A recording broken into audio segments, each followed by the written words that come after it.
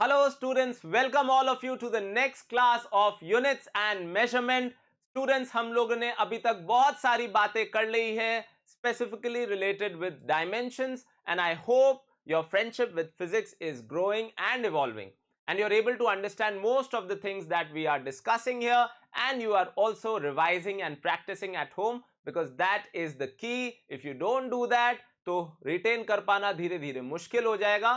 And so please don't do that. Don't make things difficult for yourself. Try to make it as easy as possible. Even while you're watching these videos, make sure that you are completely focused and paying attention to everything that is being talked about.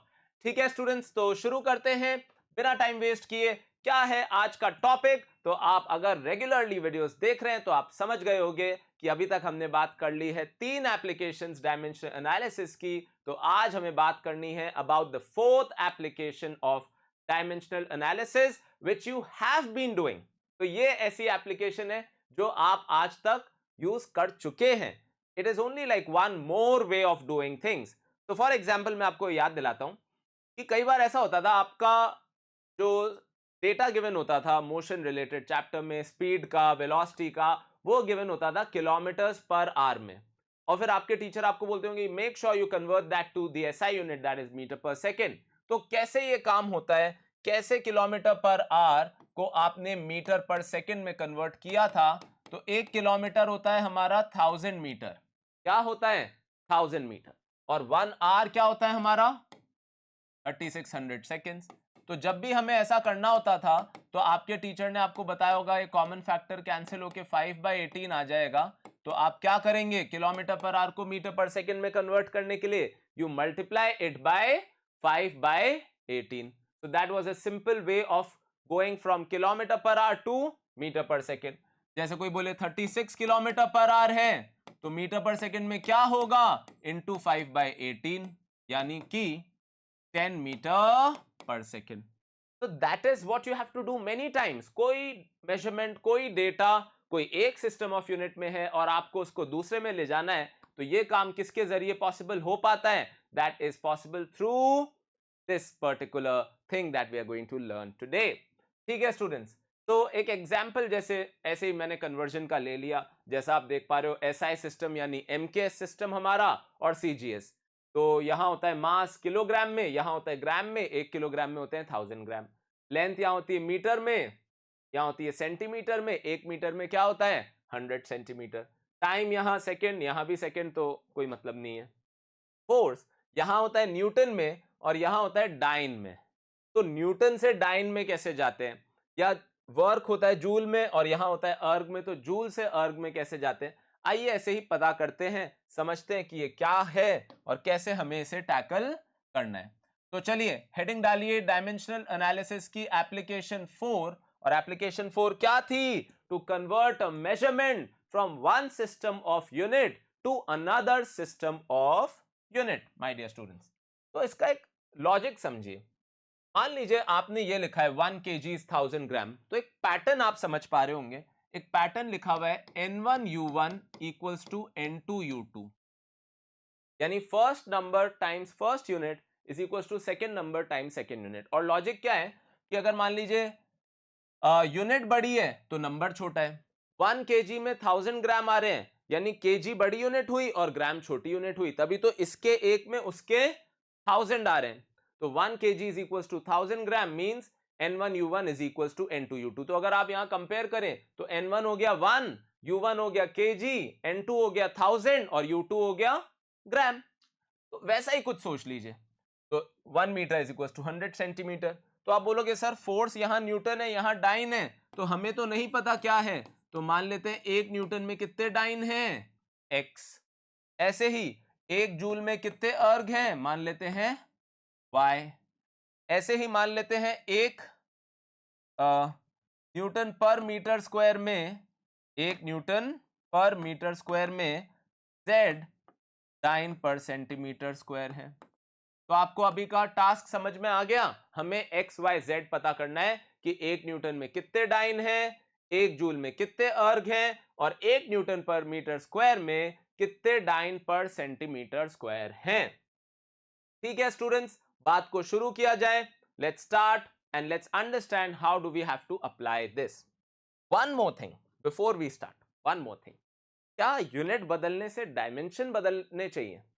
सोचिए, अगर मास KG में बोलो या ग्राम में होगा तो M ही, ऐसे ही अगर स्पीड किलोमीटर पर आवर में बोलो या मीटर पर सेकंड में बोलो, डायमेंशंस तो एल टी माइनस वन ही हुए ना, यानी डायमेंशंस जो है वो यूनिट से बदलते नहीं है माय डियर स्टूडेंट्स। चलिए, तो n1 u1 is equal to n2 u2 एक पैटर्न हमें फॉलो करना है जो अब हम अप्लाई करके देखते हैं। तो जब हमने ये लिखा 1 newton is equal to x dyne, क्या लिखा my dear students? 1 newton is equal to x dyne, तो n1 हो गया हमारा 1, n2 हमारा हो गया x, u1 हमारा हो गया न्यूटन और u2 हमारा हो गया डाइन। तो क्या करना है अब हमें? अब हमें x ही तो निकालना है, यही तो हमें पता करना है कि इससे उसमें कैसे जाया जाए। तो पहले बात आती है न्यूटन की, तो न्यूटन को आप क्या लिख लेंगे? तो आप बोलोगे सर mlt माइनस 2, है ना। फिर यहां पे मैं एक a लिख देता हूं, क्या लिख देता हूं माय डियर स्टूडेंट्स? a। क्यों लिख देता हूं a? ये बताने के लिए कि ये फर्स्ट सिस्टम है, ठीक है। ऐसे ही या फिर आप चाहो तो 1 भी लिख सकते हो, ठीक है। तो यहां पे मैं 1 लिख देता हूं कि ये फर्स्ट सिस्टम है। ऐसे ही x डाइन, और ये भी होगा mlt माइनस 2, पर यहां मैं 2 लिख देता हूं, ठीक है सर। आपने ऐसा कर दिया, आपने डायमेंशन से रिप्लेस कर दिया और उसके बाद आपने 1 1 1 और 2 2 2 लिख दिया, ये एहसास कराने के लिए कि ये फर्स्ट सिस्टम में और ये सेकेंड सिस्टम में। तो अब x की वैल्यू क्या आ गई? तो आप बोलोगे m1 अपॉन m2। हमें क्या निकालना है स्टूडेंट्स? x ही तो निकालना है, तो m1 अपॉन m2 पावर 1, और ये क्या हो गया? l1 अपॉन l2 पावर 1 और t1 upon t2 power minus 2। तो समझने की कोशिश करते हैं क्या क्रोनोलॉजी है। भाई हमें नहीं पता था 1 न्यूटन में कितने डाइन आते हैं, क्योंकि हमें ये पहली बार ही शायद कई लोगों ने सुना हो कि फोर्स की एसआई यूनिट को हम न्यूटन कहते हैं, पर सीजीएस यूनिट को डाइन कहते हैं। बाय द वे, वैसे भी आप समझ सकते हो कि न्यूटन मतलब क्या है? KG metre per second square, और ये क्या है? ग्राम सेंटीमीटर पर सेकेंड स्क्वायर। तो कहने का मतलब ये है, हमें ये पता करना था कि इसके एक में इसके कितने हैं। तो हमने मान लिया x है, अब x निकालने के लिए उसको हमने नीचे भेज दिया दूसरी साइड। अब हमने 1 2 इसलिए लगाया ताकि याद रहे कि 1 हमने SI को बोला और 2 हमने CGS को। अब x की वैल्यू निकालने के लिए हम रिप्लेस कर देते हैं m1 को तो kg से और m2 को ग्राम से। m1 को kg से, m2 को ग्राम से, L1 को मीटर से, L2 को सेंटीमीटर से, और T1 को सेकेंड से और T2 को भी सेकेंड से। मतलब it is only about the system that you have to develop, the process that you have to understand. Now we want x, what is kg over gram? तो आप बोलोगे sir 1 kg is equal to 1000 gram, तो इसको आप 1000 ग्राम लिखोगे तो ग्राम से gram cancel, और ये क्या बचेगा? 1000। ऐसे ही मीटर अपॉन सेंटीमीटर, ये क्या बचेगा? 100, और ये क्या बचेगा? 1। तो पूरा प्रोसेस समझ में आ गया। तो यहां से x की वैल्यू क्या आ गई? 10 की पावर 5। x की वैल्यू क्या आ गई? 10 की पावर 5। क्यों? 1 2 3 4 5। यानी क्या सीख लिया आपने? कि इसकी एक यूनिट इसके 10 की पावर 5 टाइम्स बड़ी है। SI unit is 10 raised to the power 5 times bigger than the CGS unit. कैसे हुआ? धीरे धीरे अब्सॉर्ब करिए, समझिए कि एक पैटर्न हम फॉलो कर रहे हैं। n1 u1 is equals to n2 u2। Unit बड़ी होगी तो नंबर छोटा होगा, यूनिट छोटी होगी तो नंबर बड़ा होगा। 1 kg में 1000 ग्राम है, यानी क्या है? kg जो है वो बड़ी यूनिट है और ग्राम कंपैरेटिवली छोटी यूनिट है। समझ गए स्टूडेंट्स कहां से बात शुरू हुई? फिर हमने नीचे 1 2 लगाने का एक सिस्टम शुरू कर दिया ताकि हम कंफ्यूज ना हो जाए कि यार ये मास कौन सा है और वो मास कौन सा है। तो 1 हमने किसको मान लिया था? SI को। 2 किसको मान लिया था? CGS को। सोचिए, अब ट्राई कर लीजिए पॉज करके ये दोनों, फिर एक एक करके मैं आपको इनके सॉल्यूशन बताता हूं। चलिए, तो अगर आपने ये ट्राई कर लिया है, तो मैं आपको एक छोटा सा चेंज बता देता हूं कि अगर हम बात करने वाले हैं अब किसकी? हम बात करने वाले हैं जूल और अर्ग की। किसकी बात करने जा रहे हैं स्टूडेंट्स? जूल और अर्ग। तो उसके लिए हमें क्या करना है? फिर से सर वही पैटर्न फॉलो करना है। n1 u1 is equal to n2 u2 और मान लेते हैं 1 joule is equal to y erg. 1 joule में कितने अर्ग हैं? वाई। अब जूल को मैं क्या लिख दूं डियर स्टूडेंट्स? ml2t-2 है ना। यहां पे छोटा छोटा 1 लिख देते हैं कि भाई ये फर्स्ट सिस्टम की बात हो रही है, और इसके 1 में इसके y है, फिर से ml2t-2 और यहां छोटा छोटा क्या लिख दूं मैं? 2। अब हमें किसकी वैल्यू निकालनी है? y की। तो वो क्या हो जाएगी? m1/m2 पावर 1, l1/l2 पावर 2 और t1/t2 पावर -2। आराम से देख लीजिए, कोई जल्दी नहीं है। Now what is m1? m1 is kg and this is gram, so power 1, metre upon centimetre power 2, second over second power -2। तो इस बार बस डिफरेंस यही है कि वर्क है तो डायमेंशंस mlt-2 नहीं ml2t-2 है। तो जाहिर सी बात है y क्या आ गया? 1000 है ना स्टूडेंट्स, 1000 और ये हो गया 100, पर इस बार हो गया उसका स्क्वायर। तो y क्या हो गया? 10 की पावर 3 और 4 यानी 10 की पावर 7। हालांकि कई बच्चे यहां ऐसा भी सोच सकते थे कि सर इतनी मेहनत क्यों कर रहे हो, जब यही पता चल गया कि 1 न्यूटन इज 10⁵ डाइन, तो जूल तो 10⁷ हो गई, क्योंकि work is nothing but force into displacement. तो ये अगर 10⁵ हुआ है और ये 100 होता ही है 1 मीटर सेंटीमीटर में, तो फिर 10⁵ और 10⁵2, और इसीलिए आपका आंसर क्या है? 10⁵7। पर बात उसकी नहीं है। ऐसे तो इन क्वेश्चंस को करने के बहुत शॉर्टकट हो सकते हैं, वो तो हम कभी भी सीख लेंगे, पर अभी इस पूरे प्रोसेस को हमें समझना है, इसलिए ये हम लॉन्ग कट के थ्रू इसको सॉल्व कर रहे हैं, ताकि धीरे धीरे प्रैक्टिस से हम और इसमें पक्के भी होते जाए और हमारी स्पीड भी बनती जाए। ठीक है, तो अब आप एक बार ये वाला ट्राई कर लीजिए, फिर आगे बढ़ते हैं। चलिए, तो अब अगर आपने ये ट्राई कर लिया है तो अब नेक्स्ट बात करते हैं, और अब बात शुरू करते हैं किसकी? अब बात शुरू करते हैं कन्वर्जन किसका? प्रेशर का। तो हमने मान लिया 1 newton per metre square is Z dyne per centimetre square. यानी इस बार कन्वर्जन किस में होने जा रहा है? प्रेशर में, फ्रॉम SI टू CGS। तो सबसे पहली बात क्या होगी? ml-1t-2, क्योंकि प्रेशर के डायमेंशंस आपको याद होने चाहिए, फोर्स अपॉन एरिया थे, और ये किसके बराबर होगा? Z, फिर से ml-1t-2। कंफ्यूजन ना हो इसीलिए यहां छोटा छोटा 1 और यहां छोटा छोटा 2 लिख दिया, पर याद रहे 1 माना है SI को और 2 माना है CGS को।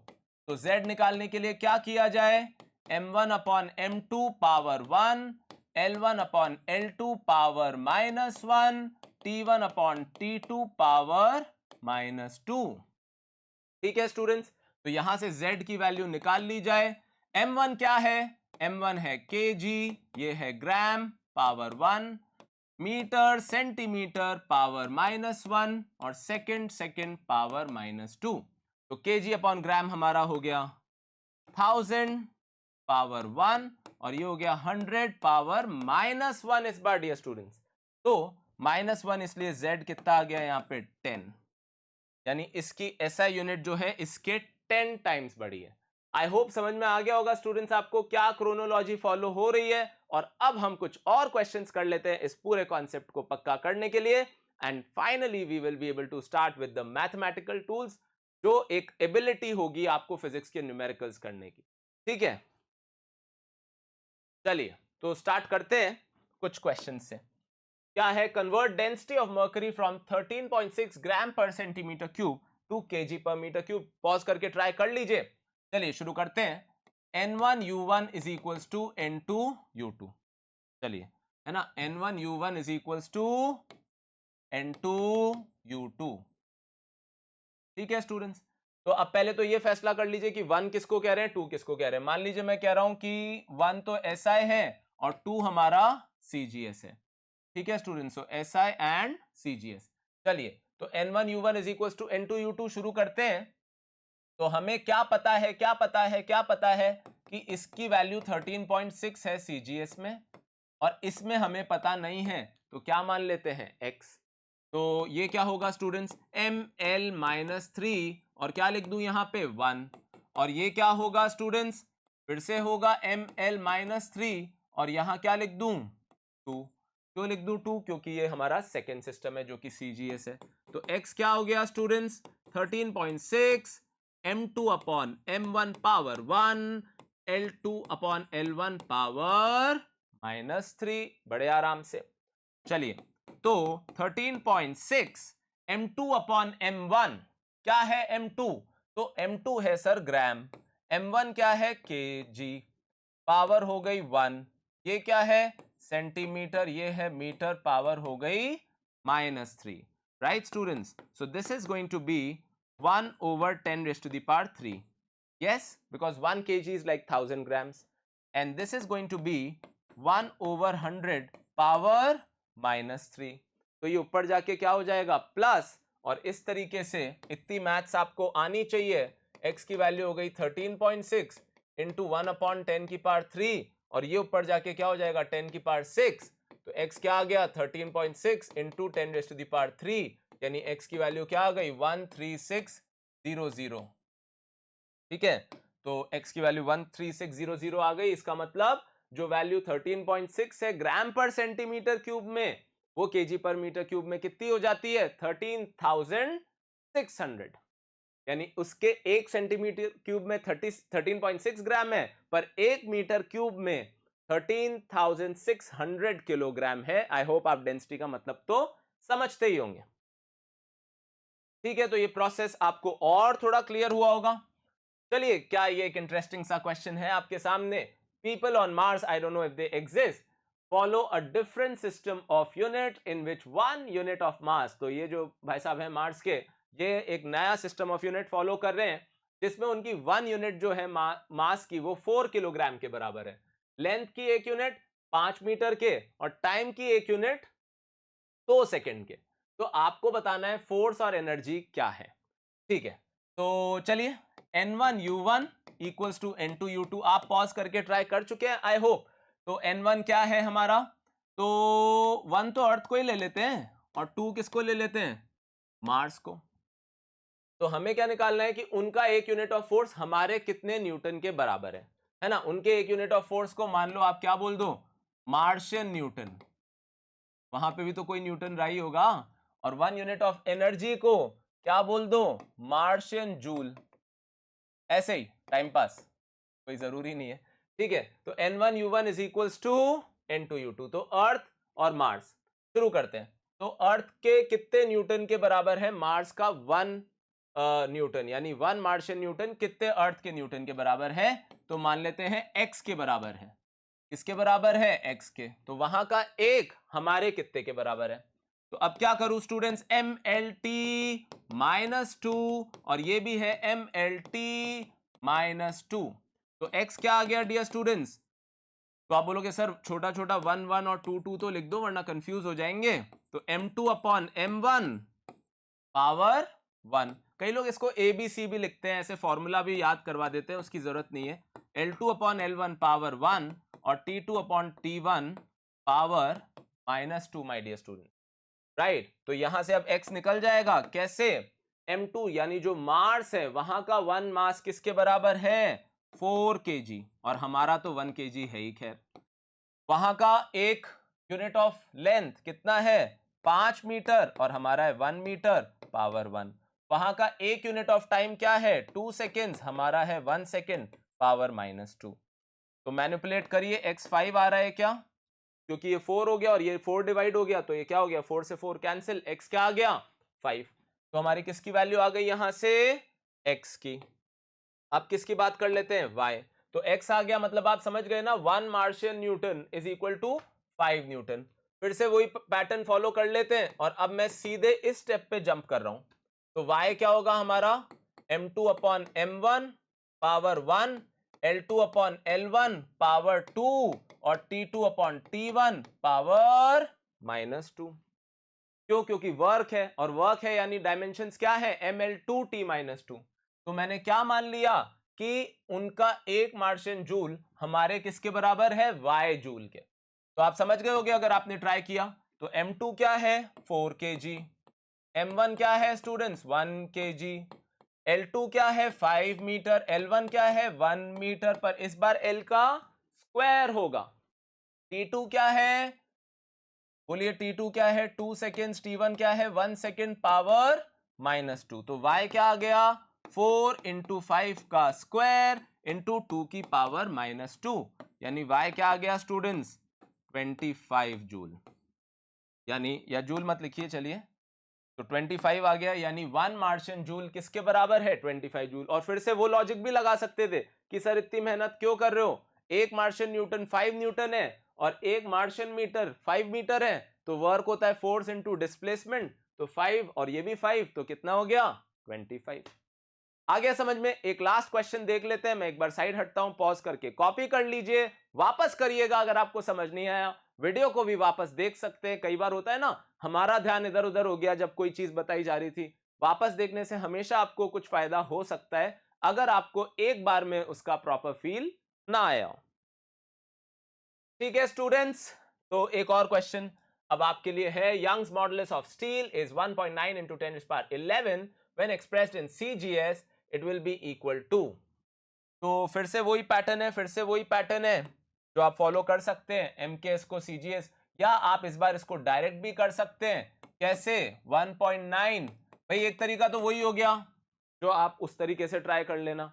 अब ये थोड़ा शॉर्टकट वाला तरीका क्यों हो गया, क्योंकि अब हमने पहले इतनी मेहनत तो कर ही ली है कि भाई 1 न्यूटन किसके बराबर है 10⁵ डाइन, और 1 मीटर स्क्वायर किसके बराबर है आप लोग जानते ही हो 10⁴ सेंटीमीटर स्क्वायर। ऐसा क्यों, क्योंकि 1 मीटर होता है 100, यानी 10⁻2 सेंटीमीटर, तो 1 मीटर स्क्वायर होगा 10⁴ सेंटीमीटर स्क्वायर, तो ये 10 और बच गया, तो ये क्या आ गया 1.9 इंटू 10⁻12, यानी सही आंसर कौन सा हो गया my dear students, option C. और अगर आप वैसे करते ml-1 t-2 जो डायमेंशंस हैं मॉडुलस के, प्रेशर वाले ही होते हैं स्टूडेंट्स, मॉडुलस के डायमेंशंस कौन से होते हैं प्रेशर वाले।